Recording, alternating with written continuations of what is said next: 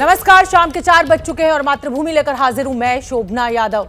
मातृभूमि की शुरुआत बड़ी खबर से करेंगे जो इस समय थाईलैंड से आ रही है, जहां एक प्री स्कूल में अंधाधुंध फायरिंग की गई है जिसमें बच्चों समेत 34 लोगों के मारे जाने की खबर मिल रही है। मारे गए बच्चों की संख्या 22 बताई जा रही है और बताया यह भी जा रहा है कि इस हमलावर ने गोलीबारी के बाद खुदकुशी कर ली है। हमलावर ने मासूम बच्चों की जान क्यों ली, अभी तक इसका मकसद क्या था ये साफ नहीं हुआ है।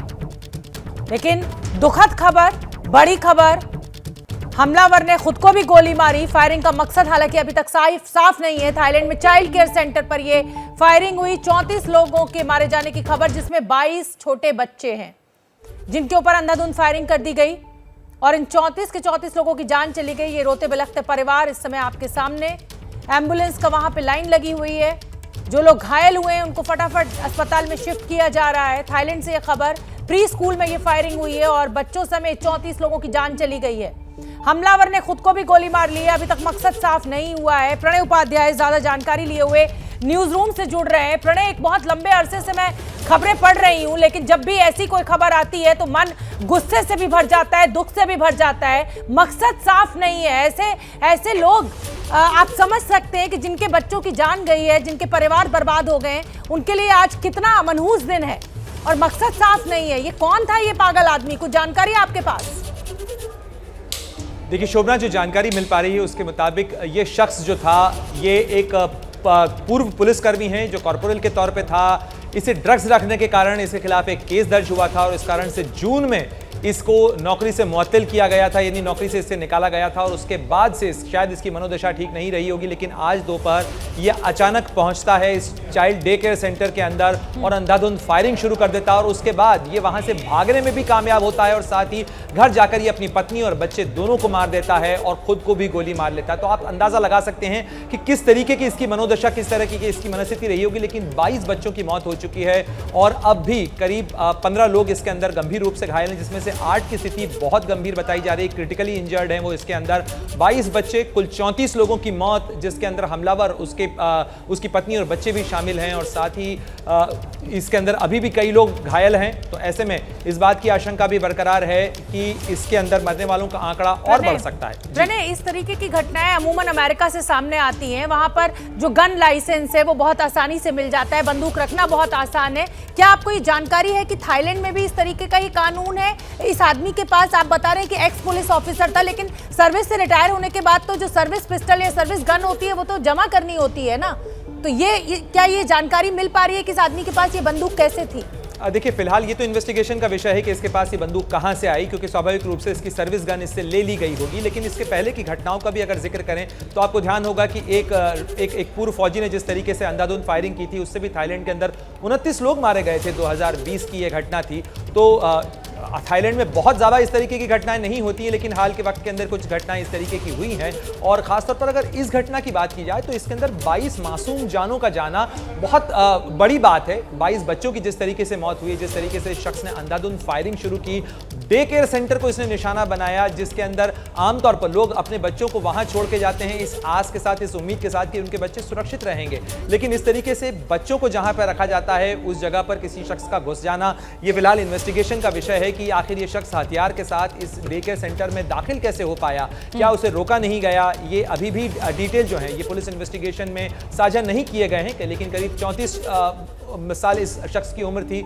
जिसने किसी पागलपन के अंदर ही कहा जा सकता है कि इस तरीके की घटना को अंजाम दिया। लेकिन अब भी ये मरने वालों का आंकड़ा बढ़ सकता है, इस बात की आशंका और बरकरार है और वो इसलिए कहा जा रहा है क्योंकि 8 लोग अभी भी क्रिटिकल हैं और साथ ही जो नोम्फिमलोंग की जो जगह है, जो उत्तरी थाईलैंड का ये इलाका है, वहाँ पर ब्लड डोनेशन लोगों से मांगा गया है। तो आप अंदाज़ा लगा सकते हैं कि इस छोटी सी जगह में जहाँ पे ये बड़ा हादसा हुआ है वहाँ पर खून की भी ज़रूरत काफ़ी बढ़ गई है और लोगों से कहा गया है कि वो रक्तदान करें ताकि जो घायल हैं उनका इलाज किया जा सके। जी बिल्कुल प्रणय, और आप बने रहिए। एक और दुखद खबर हम अमेरिका के कैलिफोर्निया से हमें मिली है, वो भी हम आपको बता दें। अमेरिका के कैलिफोर्निया में दिल दहलाने वाली घटना हुई है। किडनैप किए गए भारतीय परिवार के 4 लोगों की गोली मारकर हत्या कर दी गई है। ये परिवार पंजाब के होशियारपुर का रहने वाला था। जसदीप और अमनदीप 15 साल पहले अमेरिका गए थे और वहां पर ट्रांसपोर्ट का बिजनेस चलाते थे।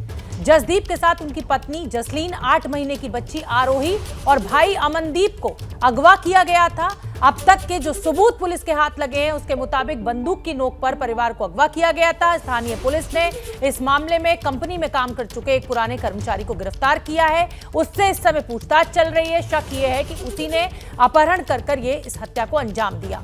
29 सितंबर को ही जसदीप के माता पिता भारत वापस आए थे और अगले ही दिन उनके बच्चों के अपहरण की खबर उनको मिली। पिता का नाम रणधीर सिंह है जो पेशे से डॉक्टर हैं। तो अमेरिका में 4 भारतीयों को पहले अपहरण किया गया और हत्या कर दी गई। ये भी एक बेहद दुखद खबर है। आप समझ सकते हैं 8 महीने की बच्ची परिवार को पहले अगवा किया गया। ये माना जा रहा है कि बंदूक की नोक पर इस पूरे परिवार को अगवा किया गया। दंपति, पति पत्नी, उनका भाई और एक छोटी बच्ची, और अब इनकी हत्या कर दी गई है। पुलिस को ये शक है कि इनकी जो ट्रांसपोर्ट कंपनी थी उसी में किसी काम करने वाले शख्स ने इनको पहले अगवा किया और फिर इनकी हत्या की। तो ये दूसरी बड़ी खबर आज की हम आपको बता रहे हैं। अमेरिका के कैलिफोर्निया में जिन 4 भारतीयों की हत्या हुई है वो तस्वीर भी आपके सामने है। और भारतीयों की हत्या से पंजाब में जसदीप सिंह के घर मातम पसरा हुआ है, तो वहीं दिल्ली में जसदीप के चचेरे भाई चरणजीत ने इस पूरी घटना की जानकारी एबीपी न्यूज को दी है। आप सुनिए। वेल सेटल फैमिली थी, कोई ऐसी प्रॉब्लम नहीं जहाँ कोई किसी से कोई रंजिशबाजी नहीं थी। आखिरी बातचीत जब ये घटना घटी उसी दौरान उसके फादर की बड़े लड़के से बात हो रही थी ऑफिस में, क्योंकि वो उस टाइम हेमकुंड साहब की यात्रा के लिए निकले थे और उनकी स्टे ऋषिकेश में थी। उन्होंने वैसे नॉर्मली फ़ोन किया, उनकी बात हो रही है, और जो किडनैपर आया वो एक बैगर के रूप में आया, भिखारी के रूप में। और बड़ा लड़का बोल रहा है भी ये भिखारी आया, इसको थोड़ा जूस वगैरह दे दे, हमारे पास पड़ा है। ठीक है, उसने तो अपनी इंसानियत दिखाई, लेकिन उसके बाद उनका फ़ोन बंद हो गया, क्योंकि फादर को तो पता नहीं चला। वो तो ये सोच रहे ना नॉर्मल भाई बिजनेस में बिजी है, तभी ये हुआ। उनको 4 तारीख सुबह ऋषिकेश में पता चला, उसकी जो बड़ी बहू है अमनदीप सिंह, बड़े भाई की जो पत्नी है जो उधर रह रही है, उसने कॉल किया। और जो कैलिफोर्निया की पुलिस इन्वेस्टिगेशन टीम है उन्होंने अपने जो वेब चैनल जो उनका है उसके ऊपर पूरी वीडियो लॉन्च की किडनैपिंग की। बच्चा भी जो था बच्चा 8 साल की 8 महीने की रूही बेटी थी, उसका भी किडनैप हुआ साथ में। उसकी भी लाश मिली है। पुलिस क्या कह रही है, उसको भी मर्डर किया गया है या उसका भी मर्डर ही हुआ है। अभी कोई बोल रहा है उसको भी गोली लगी है, कोई बोल रहा है वो भूख से मर गई। अभी वो इन्वेस्टिगेशन के अंदर। और इसी बड़ी खबर पर हमारे साथ न्यूज रूम से प्रणय उपाध्याय एक बार फिर जुड़ रहे हैं। प्रणय, अभी हमने अपने दर्शकों को वो थाईलैंड की दुखद खबर दिखाई और अभी एक भारतीय परिवार 4 लोग 8 महीने की बच्ची तक को मार दिया गया। ये शक जताया जा रहा है कि ट्रांसपोर्ट कंपनी जो चलाते थे उसका पूर्व उसमें कोई काम करने वाला था। और जो तस्वीर हम अपने दर्शकों को दिखा रहे हैं, प्रणय 1 मिनट में आऊंगी आपके पास, वो उस आरोपी की तस्वीर है जिस पर यह शक है कि इसने ही इस परिवार को अगवा किया और उसकी हत्या की। पहले ये तस्वीर अपने दर्शकों को दिखा देते हैं। सीसीटीवी फुटेज में ये तस्वीरें निकलकर सामने आई हैं। ये दिखाई दे रहा है वो शख्स जिस पर आरोप है कि शायद उसी ने अगवा किया और उसके बाद हत्या की। प्रणय, ये बेहद दुखद खबर मिल रही है और पंजाब का ये पूरा परिवार है। क्या कुछ जानकारी मिल पा रही है कि कौन ये शख्स है और क्या जो पुलिस शक जता रही है कि इसने पहले इस ट्रांसपोर्टर के साथ काम किया था, इसके बाबत कोई जानकारी आपके पास? जी बिल्कुल, इसी तरीके की जानकारी मिल पा रही है। जीसस सेल्डोगन इस शख्स का नाम है, जो कि पहले यहाँ पे काम कर चुका था, बेरोजगार था काफ़ी समय से, और साथ ही इसने न केवल इस परिवार को अगवा किया बल्कि अगवा करने के बाद इसने उन्हें मार दिया। और ये बात उसने अपने परिवार को बताई। तो ये मामला जो है रिपोर्ट हुआ है परिवार की तरफ से। जो आरोपी था उसी के परिवार ने इस चीज़ को रिपोर्ट किया है कि जीसस सेल्डोगा ने आके बताया है कि उसने इस परिवार को मार दिया है, जिसके बाद इनकी जो शव हैं वो बरामद किए गए हैं। और सबसे दुखद बात यह है शोभना इसके अंदर कि एक 8 महीने की बच्ची आरोही देरी जिसका नाम था, वो भी इस दर्दनाक घटना का शिकार बनी है। उसकी भी निर्मम हत्या कर दी गई और साथ ही उसका जो फ़ोन था इस परिवार का वो सड़क के ऊपर एक पड़ा हुआ मिला, जिसको पुलिस ने जब कॉल किया तो एक शख्स ने उठाया उस फोन को। साथ ही जो एटीएम कार्ड है वो भी यूज किया गया है। तो पैसे के लिए ये हत्या की गई, ये प्राइमरी जो असेसमेंट है ये फिलहाल निकल कर आ रहा है। और साथ ही ये भी पता चल रहा है कि इसने काफी समय पहले हत्या कर दी थी, उसके बाद ये हत्या के बाद अपने घर गया और इसने ही परिवार को बताया। जब परिवार ने इस चीज को पुलिस को रिपोर्ट किया तो फिर इसे पकड़ा गया और इसके इंटरोगेशन में चीजें सामने आई। जी बहुत बहुत धन्यवाद प्रणय इस पूरी जानकारी के लिए। The marching contingent is about to display a scintillating performance of precise and smart drill. Whether in the air or on ground, the air warriors approach every task with confidence and dedication in recognition of its service to the nation. President's colors, therefore, are the highest honor for a service. As the parade commander marches past the dais, coming in from your left is the Rudra formation, comprising of 3 indigenously designed and developed advanced light helicopter Mark IV, flying past in Vic formation, presenting an aerial salute. The formation is being led today by Group Captain Chetri Mayum Shamananda Singh, who have just passed out of their training from the Mechanical Transport Training Institute, APRI.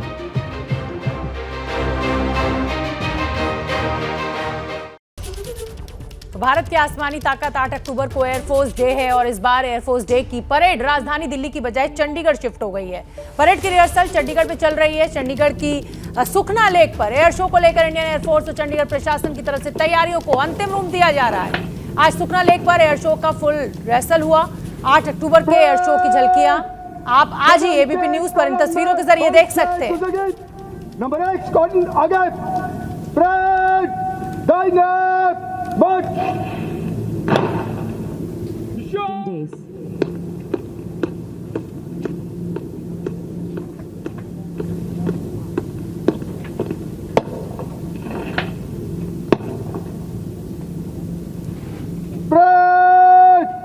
Squadron के column में 5 से गुजरेगी। Number 1 squadron आगे, छत्तीसगढ़ के दुर्ग में साधुओं की पिटाई मामले में एक बड़ा अपडेट इस समय हमें मिल रहा है। एबीपी न्यूज के खबर दिखाने के बाद जागी दुर्ग पुलिस अब हरकत में आई है। पुलिस ने 30 लोगों को पूछताछ के लिए बुलाया है। इससे पहले एबीपी न्यूज की खबर दिखाने के बाद पुलिस ने एफआईआर दर्ज की। तीनों साधु राजस्थान के अलवर के रहने वाले हैं। तो दुर्ग पुलिस ने पूछताछ के लिए अब 30 लोगों को सम्मन किया है। साधुओं की पिटाई के मामले में पुलिस का यह बड़ा एक्शन एबीपी न्यूज ने सुबह से ही इस खबर को दिखाया और उसके बाद पुलिस ने पहले एफआईआर दर्ज की और अब 30 लोगों को बुलाया गया है। बच्चा चोरी के आरोप में भीड़ ने इन साधुओं की पिटाई की। अब पूछताछ के बाद ही पुलिस की इन्वेस्टिगेशन जब आगे बढ़ेगी तभी पता चलेगा कि ये इस तरीके की अफवाह आखिर कैसे फैली, लोगों को ऐसा क्यों लगा। इससे पहले भी एक ऐसी ही घटना हो चुकी है और अब दुर्ग पुलिस ने साधुओं के साथ जो मारपीट हुई है उस पूरे मामले में 30 लोगों को समन किया है, उन्हें बुलाया है। साधुओं की पिटाई का वीडियो भी खूब वायरल हो रहा है। साधुओं की अभी की जो लोकेशन है वो महाराष्ट्र के भंडारा में पता चली है। भंडारा के गांव में पुलिस घूम रही है। तीनों साधु राजस्थान के अलवर के रहने वाले बताए जा रहे हैं। छत्तीसगढ़ पुलिस ने राजस्थान पुलिस से संपर्क साधा है। तो साधुओं की पिटाई के मामले में अब पुलिस का एक्शन सामने आ रहा है। 30 लोगों से पूछताछ करेगी दुर्ग पुलिस। राजस्थान पुलिस से भी संपर्क साधा गया है। तीनों साधु महाराष्ट्र के भंडारा में हैं इस समय और विसर्जन के समय ये पूरी अफवाह फैली, कंफ्यूजन हुआ और इन भीड़ ने इन साधुओं को पकड़कर पीट डाला। बच्चा चोरी का शक था इन साधुओं के ऊपर और उसके बाद इस पूरी घटना को अंजाम दिया गया। ज्ञानेंद्र ज्यादा जानकारी लिए हुए जुड़ रहे हैं। ज्ञानेंद्र, एबीपी न्यूज की खबर का असर हुआ है। पहले पुलिस ने एफआईआर दर्ज की, उसके बाद 30 लोगों को अब पूछताछ के लिए बुलाया जा रहा है। लेकिन ये मामला बहुत दुखद है। क्या ये पता लग पाया है पुलिस की शुरुआती जांच में कि अफवाह आखिर फैली कैसे?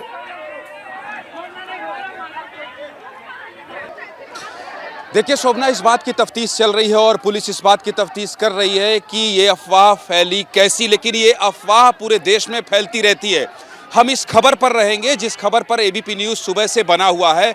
अभी मैं इस वक्त दुर्ग के उसी जगह में हूँ, दुर्ग जिले के उसी जगह में हूँ।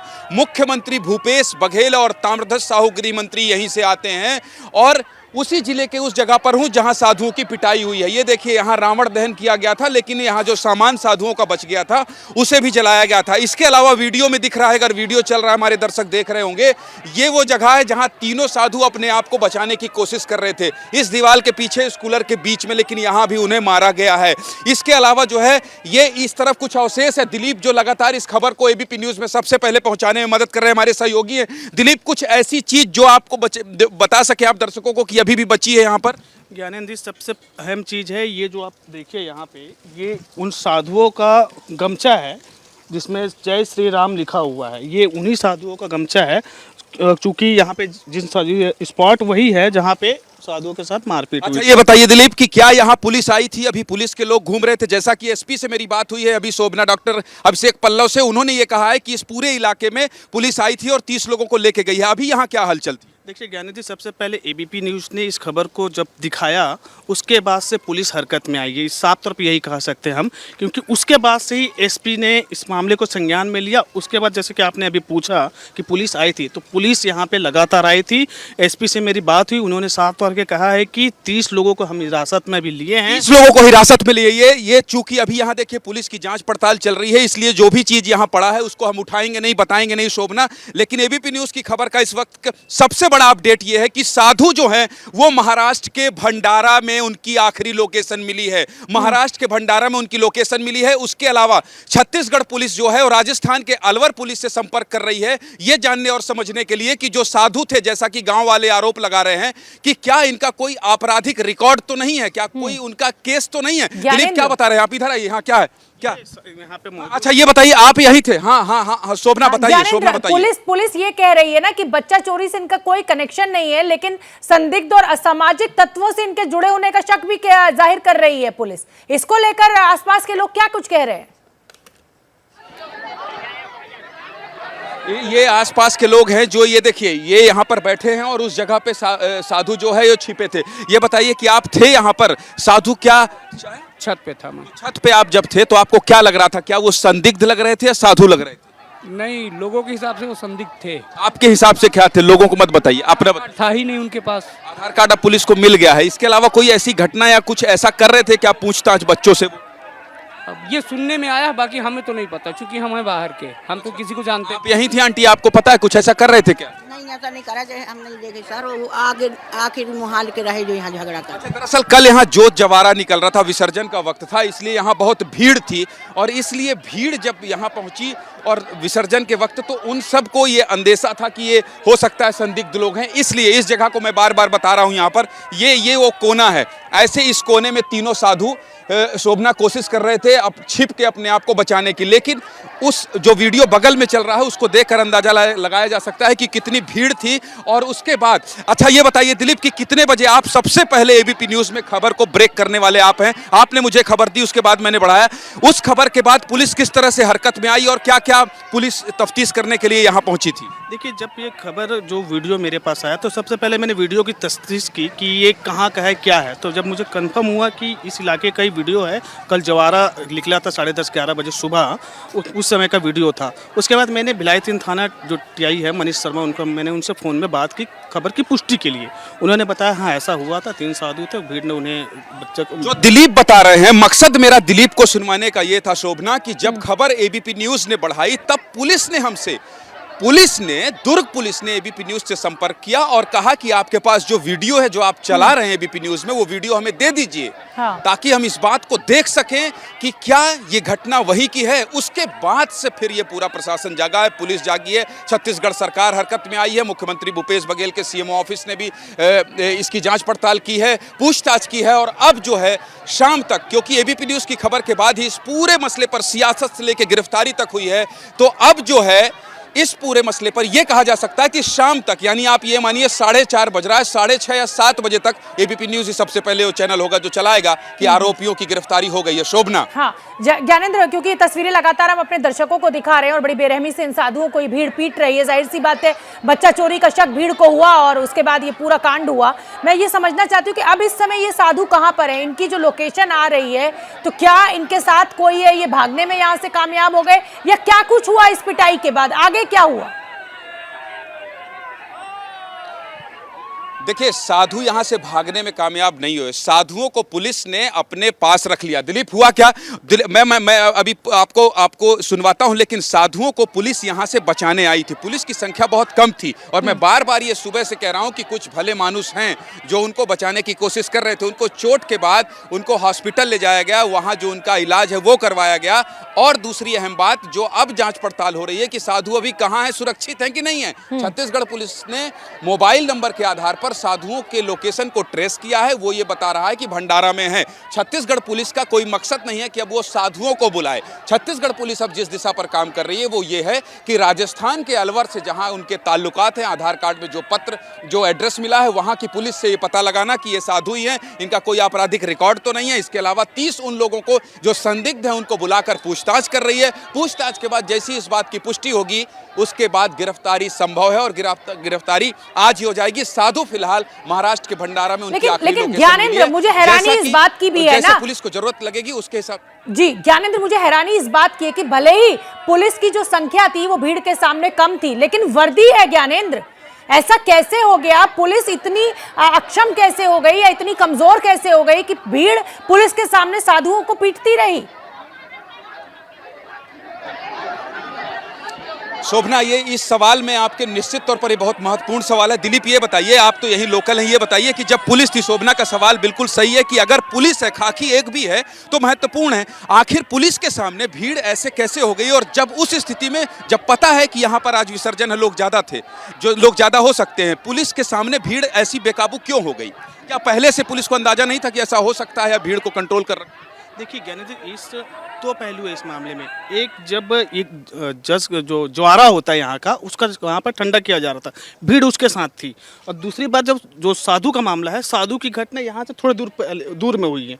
एक बच्चे को शायद ऐसा बताया जा रहा है कि एक बच्चे को। ज्ञानेंद्र, मुझे आपको रोकना होगा, बहुत बहुत धन्यवाद। इस समय एक बड़ी खबर आ रही है नोबेल प्राइज को लेकर। ये बड़ी खबर, नॉर्वे की राजधानी ओस्लो में दुनिया के सबसे प्रतिष्ठित पुरस्कार नोबेल प्राइज दिए जा रहे हैं। मेडिसिन, फिजिक्स और केमिस्ट्री के क्षेत्र में इस साल के नोबेल पुरस्कार दिए जा चुके हैं। आज साहित्य के क्षेत्र में ये नोबेल पुरस्कार दिया जाएगा, जिसमें सलमान रुश्दी भी बड़े दावेदार बताए जा रहे हैं। तो फ्रांस की एनी एर्नॉक्स को साहित्य का नोबेल पुरस्कार मिला है। सलमान रुश्दी भी दावेदार थे, लेकिन अब ये घोषणा हो गई है।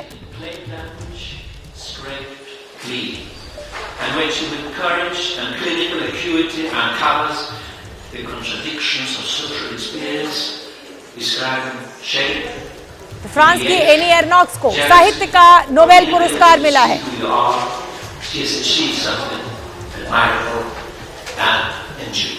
ये तस्वीरें आप देखिए, ये जो महिला दिखाई दे रही हैं चश्मा पहने हुए काले रंग का, वही है एनी एर्नॉक्स और साहित्य का नोबेल पुरस्कार उनको मिला है। फिजिक्स केमिस्ट्री के क्षेत्र में पहले ही घोषणा हो चुकी है, आज ये घोषणा होनी थी। साहित्य के क्षेत्र में सलमान रुश्दी जाने माने राइटर हैं, वो भी थे इस दौड़ में, लेकिन अब ये फ्रांस की एनी एर्नॉक्स को ये साहित्य का नोबेल पुरस्कार मिला है। इसकी घोषणा कर दी गई है नॉर्वे में, और ये वही पूरा समारोह। और अब मीडिया के सवाल।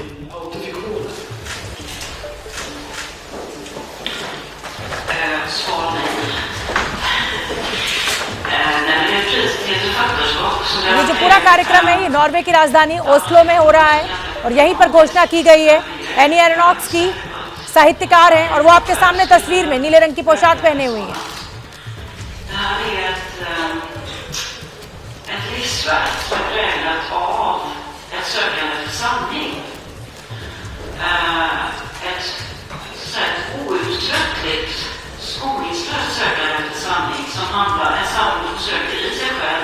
om sig själv, men också om sitt förflutna när man växte upp i. Och jag kan säga så här att i det som kallas för autofiktion så stöter man också på efterrationaliseringar, förklaringar. Man försöker förklara sig själv, eller ibland försköna, ibland är det ett element av terapi att skriva om sig själv. Men inget av detta finns genom skrivande.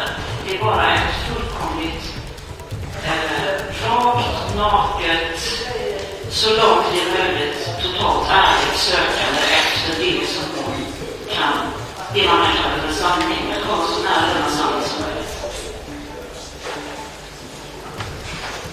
ये देखिए, France की any एर्नॉक्स को साहित्य के क्षेत्र में Nobel पुरस्कार की घोषणा हो चुकी है। मेडिसिन, फिजिक्स और केमिस्ट्री के क्षेत्र में पहले ही ये घोषणा हो चुकी थी। सलमान रुश्दी भी एक बड़ी दावेदारी थी उनकी इस नोबेल पुरस्कार के लिए, लेकिन फ्रांस की एनी एर्नॉक्स ने बाजी मारी और उनको साहित्य का नोबेल पुरस्कार मिला है।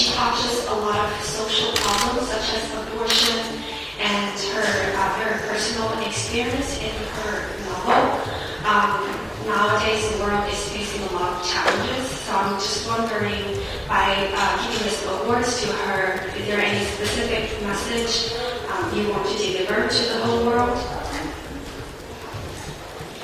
तो ये उस समारोह की तस्वीरें लगातार हम आपको दिखा रहे हैं। नॉर्वे की राजधानी ओस्लो में ये पूरा कार्यक्रम, जहां पर ये घोषणा की गई कि साहित्य के क्षेत्र में जो नोबेल पुरस्कार है वो फ्रांस की राइटर एनी एर्नॉक्स को मिलेगा। फ्रांस की एनी एर्नॉक्स को साहित्य का नोबेल पुरस्कार, इसकी घोषणा कर दी गई है।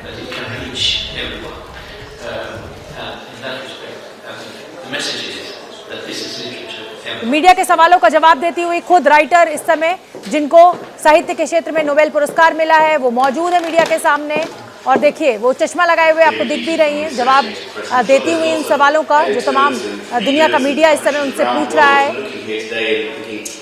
तो एनी एर्नॉक्स को साहित्य का नोबेल पुरस्कार, फ्रांस की लेखिका है, उनके साहित्य को नोबेल पुरस्कार से नवाजा गया है। संस्मरण और जीवनी के लिए साहित्य का ये नोबेल पुरस्कार, इसकी आज घोषणा की गई है।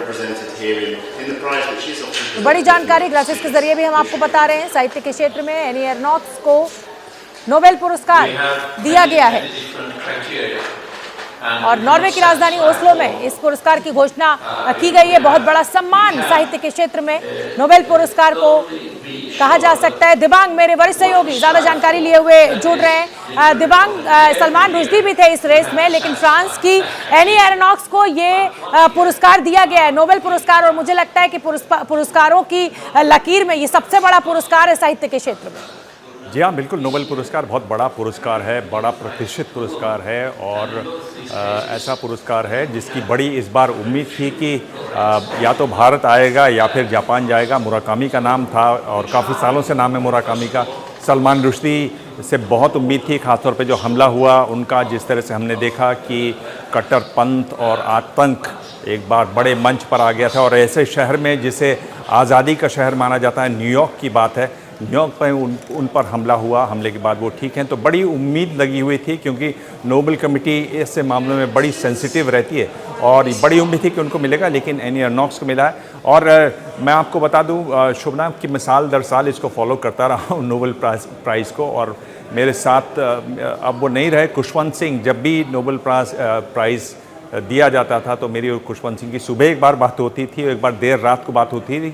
आज तो सीधा डायरेक्ट आप उसका लाइव प्रसारण सुन सकते हैं और अक्सर एक सूची बनी रहती थी कि इनको मिलेगा नहीं तो इनको मिलेगा, पर अक्सर वो सूची गलत होती थी। फिर से इस बार भी गलत हुई है और ऐसे लेखकों को मिलता था जिनके बारे में बहुत कम सुना या जाना जाता है। ये एक खासियत है नोबेल पुरस्कार की, नए नए लेखकों को पढ़ने का मौका मिलता है। सलमान रुश्दी से उम्मीद इसलिए भी थी क्योंकि जिस तरह से दुनिया की आज हालत है, जिस तरह से उनके बयान हैं उस हालात पर, जिस तरह से डेमोक्रेसी को चैलेंज है दुनिया भर में, जिस तरह से आप देख रहे हैं कि कट्टरपंथ एक बार फिर सामने आ गया है, तो उन सब की भी छवि है उनके अंदर। और उनका जो मैंने इंटरव्यू किया था और हिंदी का उनका पहला इंटरव्यू था, उसमें उन्होंने यही कहा कि एक अच्छा लेखक, गंभीर लेखक का काम यही है कि दुनिया में जो हो रहा है उसके बारे में उसके पास जानकारी हो और उसका रिफ्लेक्शन उसके काम में कहीं ना कहीं दिखाई दे।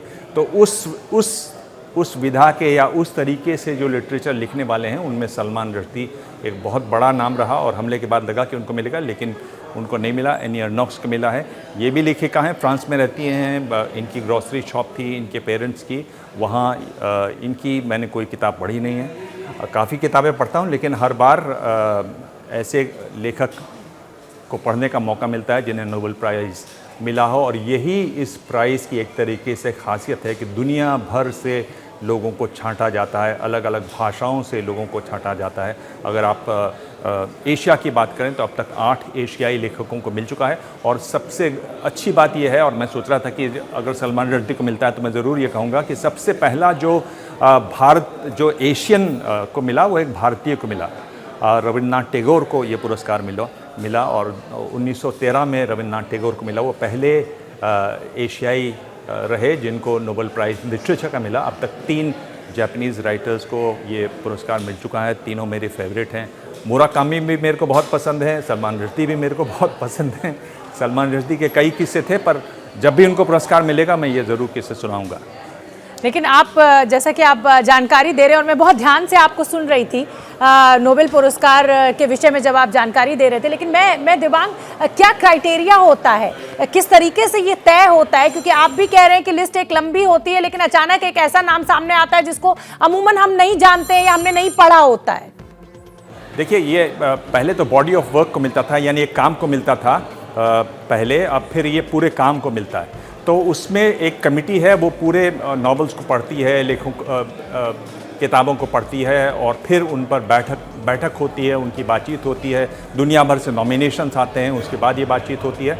तो ये एक इस तरह की प्रक्रिया है, बड़ी गहन खोजबीन के साथ मिलती है और बहुत बार डिसअपॉइंटमेंट भी होता है। बहुत बार ये लगता है कि अच्छा, ये तो बहुत गुनराह को पिछली बार मिला था, तंजानिया के लेखक हैं, उससे पहले उनके बारे में सुना केवल था, लेकिन जब उनको पढ़ा तो देखा उसमें किस तरह से बहुत सारे भारतीय चरित्र चले आते हैं, किस तरीके से एक समाज से दूसरे समाज में जो लोग जाते हैं तो किस तरह की वो मुश्किलें पेश करते हैं, किस तरह के वहाँ पे नए नए समीकरण बनते हैं, उन पर वो किताब है।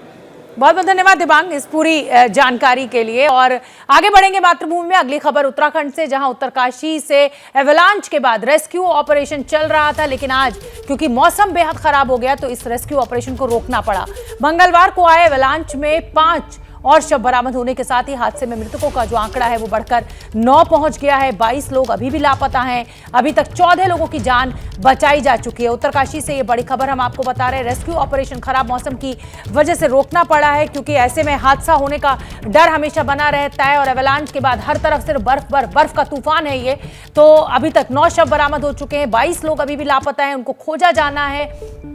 लगातार रेस्क्यू ऑपरेशन प्रशासन के द्वारा, सरकार के द्वारा, एनडीआरएफ की टीम, एसडीआरएफ की टीम सब लगे हुए थे, सेना भी लगी हुई थी, लेकिन अब इसको खराब मौसम के चलते रोकना पड़ा है। 22 लोग अभी तक लापता हैं, ये सबसे बड़ी चिंता है। 9 शव बरामद हो चुके हैं और जैसे जैसे ये अवधि बढ़ती जाती है वैसे वैसे जिसको कहा जाए कि जो चांसेस है जिंदगी मिलने के वो कम होते जाते हैं। चिंता सभी को है, जाहिर सी बात है, परिवार को, देश चिंतित है, सरकार चिंतित है, लेकिन मौसम बेहद खराब है तो इसके चलते कोई चारा नहीं है, उस रेस्क्यू ऑपरेशन को रोकना पड़ा है। फौज की टीम का कल ही रिक्विजिशन भेज दिया था और कल ही वो शाम को देहरादून पहुंच गए थे और एक दूरस्थ एरिया में वो तैनात थे, वहां से उनकी टीम आई है और आज सुबह पूरा कोऑर्डिनेट करके वो 8 बजे वहां बेस कैंप पे भी पहुंच गए थे। इसमें जॉइंट एफर्ट है आर्मी का, एयरफोर्स का, सारी फोर्सेज का। और आप लोगों के बयान तालमेल क्यों नहीं खा रहे? आप अभी 22 बोल रहे हैं, आप ताजी रिलीज देखे एनआईएम की आपके थ्रू जो जारी हुई है उसमें 20 मिसिंग दिखा रहे हैं, 9 बॉडीज रिकवर होने के बाद। ऑपरेशन आज सुबह से ही प्रारंभ हो गया था और ऑपरेशन अभी रेस्क्यू ऑपरेशन चल रहा है। एडवांस फोर्सेज, हम जो स्पेशल फोर्सेज हैं वो जा चुकी हैं। ये सारी जो स्थिति है मैंने आपको बता दी है। और इसी खबर पर ज्यादा जानकारी लिए हुए एबीपी न्यूज के रिपोर्टर ध्रुव हमारे साथ जुड़ रहे हैं। ध्रुव, जैसा कि मीडिया भी पूछ रही है कि आंकड़ों का फर्क लगातार अधिकारियों के बयानों में मिल रहा है, प्रेस रिलीज में कुछ है, अधिकारी कुछ कह रहे हैं, टोटल ये आंकड़ा कितना है? 22 लोगों की जानकारी हमें मिल रही है कि अभी तक लापता है, लेकिन रेस्क्यू ऑपरेशन रोकना पड़ा है, यही सबसे बड़ी चिंता है। जी बिल्कुल, क्योंकि अभी देखिए यहाँ पर कोऑर्डिनेशन नहीं है प्रशासन और जो निम की टीम के बीच, क्योंकि डीएम से जब भी कोई सवाल करता है तो वो कहते हैं कि आप निम से पता करिए या निम को पता करेंगे, जबकि ये पूरा का पूरा एरिया, जब इस जिले के जो मालिक हैं वो डीएम है तो उनके हाथ में सब कुछ है, लेकिन वो भी एक इतना बेबस और इतने लाचार नजर आते हैं कि वो कुछ भी चीजें साफ क्लियर करने में बिल्कुल भी उनके पास न कोई डेटा रहता है न कोई आंकड़े रहते हैं। अभी जैसे निम का जो एक रिलीज आया, निम के तहत जो बताया गया कि 20 लोग लापता हैं, जबकि डीएम बता रहे हैं 22 लोग लापता हैं अभी। और आपको बताऊं कि अभी जो वेदर कंडीशन ऐसी हैं कि उसकी वजह से यहाँ पर जो है वो रेस्क्यू ऑपरेशन रोका गया है, क्योंकि हेलीकॉप्टर जो है उतने मुफीद नहीं है वेदर कंडीशन की जिस तरीके से वहां पर जा सकें, 16-17 हजार फीट की ऊंचाई पर जो है जा सकें। आपको बताएं कि जो कुछ लोग हैं जो वहां पर बेस कैंप जो बनाया गया है द्रौपदी का डांडा पर, वहां पर अभी मौजूद हैं। जी शोभना। बिल्कुल, बहुत बहुत धन्यवाद ध्रुव इस पूरी जानकारी के लिए। तो ये रेस्क्यू ऑपरेशन अभी रोकना पड़ा है मौसम के खराब होने की वजह से। क्या मजबूरी है मेरी, बताइए। मैं अभी आपको बताती हूँ कि मैंने ओए होए होए होए होए, नमकीन के चटकारे लेते हुए टकटकी मार के डिबेट शो को पॉज रिपीट कर कर के देख रहे हैं जोगिंदर जी। इनकी तरह आप भी देखें अपनी फेवरेट डिबेट्स को रिपीट कर और डाउनलोड कीजिए एबीपी लाइव ऐप अपने स्मार्ट टीवी पर।